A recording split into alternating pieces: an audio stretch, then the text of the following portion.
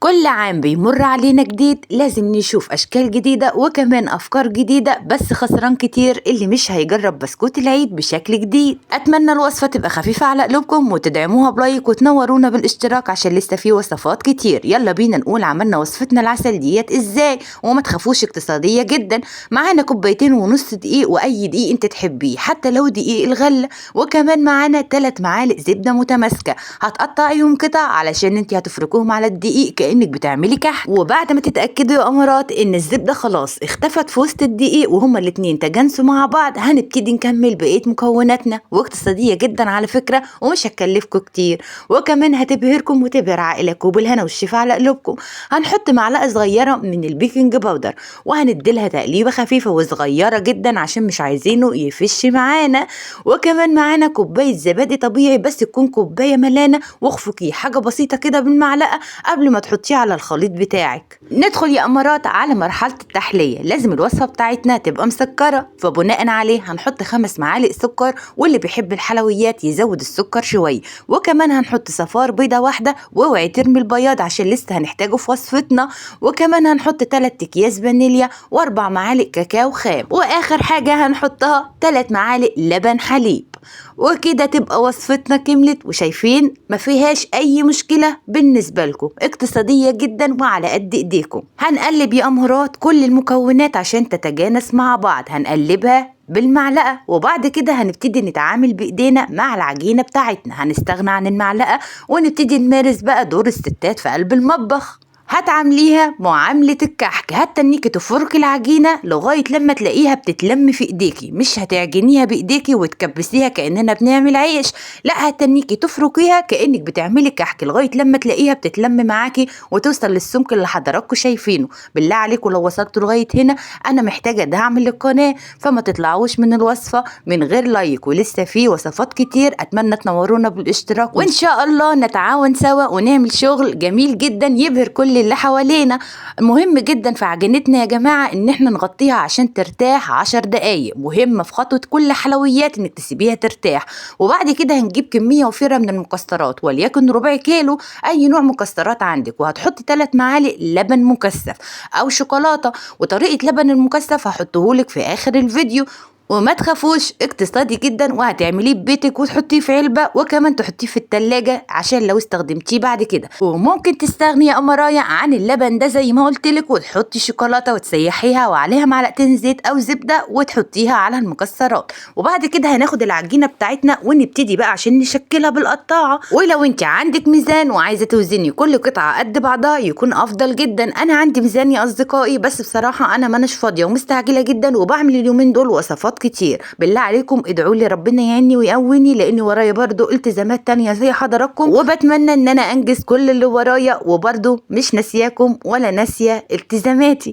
بعد كده هنقطع كل العجينه زي ما حضراتكم شايفين، ونبتدي ناخد كل قطعه ونكورها على هيئه كور كده، بس الكور بتاعتنا تكون كبيره شويه عشان لسه هنحشيها. اتمنى يكون شكل الكوره وحجمها واضح لحضراتكم، لازم تكون بالسمك ده يا اصدقائي وبالحجم ده. وبعد كده هنحطها في طبق ونغلفها. مهم جدا ان كل خطوة هتغلفيها.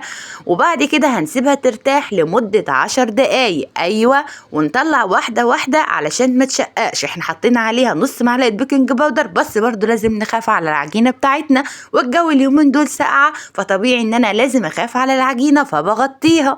هجيب الفرادة بتاعتي وهبتدي اخد كورة كورة وافردها بالمنظر ده كده علشان احط الحشوة جواها. شايفين يا أمارات كأنك هتعملي رغيف عيش صغير. وبعد كده هاخد الحشوة بتاعتي واقوم حطها في قلب العجينة، وابتدي اقفل على الحشوة واحدة واحدة بشكل ايديكي كده. شفتي هتاخديها وتلميها واحدة واحدة. انا عايزاها تقفل قوي واتأكد ان هي قفلت معايا، وبرضو دي طريقتي وانتي تكاتك وحركاتك يا أمرايا. شوف انت بتقفلي عجينتك ازاي وتتأكدي ان هي قفلت، واقفليها. كل واحدة بتبدع في مطبخها، واحنا كلنا فنانات. العجينة بتاعتنا لازم تاخد شكل الكمثرى، يعني لازم تبططيها بايدك لغاية لما تاخد شكل الكمثرى. طبطبي عليها بالراحة كده وعمليها بحنية لغاية لما توصل معاكي للشكل اللي حضراتكم شايفينه ده. بالله عليكم يا امارات، اللي يعمل الوصفه العسل دي يبعت لي كومنت ويقول لي هو عملها وطلعت معاه عملت ازاي، ويا ريت لو يصورها لنا ويبعتها لنا في كومنت لطيف من ايده. وبالله عليكم اوعوا تطلعوا من الفيديو من غير اللايك. بعد كده هنخش في اهم خطوه وهي خطوه المقص. العجينه بتاعتنا احنا عملناها تخينه شويه عشان هنبتدي بقى بالمقص ونعمل زي ما حضراتكم شايفين كده كاننا بنرسم ورقه شجر او بنرسم شكل الكنتالوب. شايفين المنظر عامل ازاي؟ الله على الجمال بجد، هتبهر كل اللي حواليكوا. بس انتوا جربوها وادعوا لاختكم في الله مرودي، وان شاء الله ان شاء الله كله هيسألكم انتوا عاملينها ازاي وطريقتها فين. وما تخافوش يا امارات، مش هتاخد منكم وقت ولا مجهود، وديكوا شفتوا انها اقتصاديه وما فيهاش اي فلوس من الاساس، حاجات بسيطه. يعني لو جبت الدقيق وحطيتيه في التلاجة وجبت مكوناتك وحطيتيها في التلاجة زي ما اتفقنا، هتبص تلاقي نفسك كل يوم قايمه تفنني في مطبخك وتعملي حلويات. بس تبقي اعمليها بدري شويه وليكن بالنهار عشان الجو يبقى دافي وما تبقيش سقعانه ولا زهقانه. فاكرين بياض البيت اللي قلت لحضراتكم احنا هنحتاجه؟ هنجيبه بقى وندهن بس الراس بتاعه الكمثرى العسل ديت ونحط عليها عين الجمل. طب لو مش عندك عين الجمل، عشان انا عارفه ان عين الجمل غالي، ممكن تحطي بندق، وكمان ممكن تحطي سوداني تلزقي كذا واحده جنب بعض من فوق. طب لو بياض البيت حسيتي ان هو هيبقى زفر معاكي، عندنا علاج له انك تحطي له شعره قرفه. ولو وصلت لغايه هنا صلوا على حبيبكم المصطفى عليه افضل الصلاه والسلام. وبكده يا اصدقائي اقدر اقول لكم وصفه النهارده بسكوت العيد بشكل جديد لسنه 2026 خلصت معانا، وامرايه للامارات. بس انتوا جربوها. هناخدها بقى ونرصها على الصاج عشان ندخل على مرحلة التسوية في درجة حرارة متوسطة جدا شمعة، وهتدخل الفرن على المنظر ده. تسخني الفرن الأول وبعد كده تحطي الصاج بتاعك. طب لو ميكروويف أو فرن بالكهرباء هتبقى درجة حرارة 160، وبعد ما تطلع هتبقى بالشكل العسل اللي حضراتكم شايفينه، وشوية سكر بودرة وتنزلي عليها وترشيها زي كحك العيد، وبالهنا والشفا على قلوبكم. الله على الجمال بجد. الفيديو والوصفة يستاهلوا اللايك، وعمالة أكد على حضراتكم في اللايك علشان الفيديو محتاجه، والدعم للقناة بالله عليكم. أنا عارفة إن انتوا كرمة وهتدعموه باللايك. وانا حبيت برضو اكثر واحدة مع حضراتكم واوريكم شكلها وجمالها من جوه، حاجة ملهاش وصف خيال.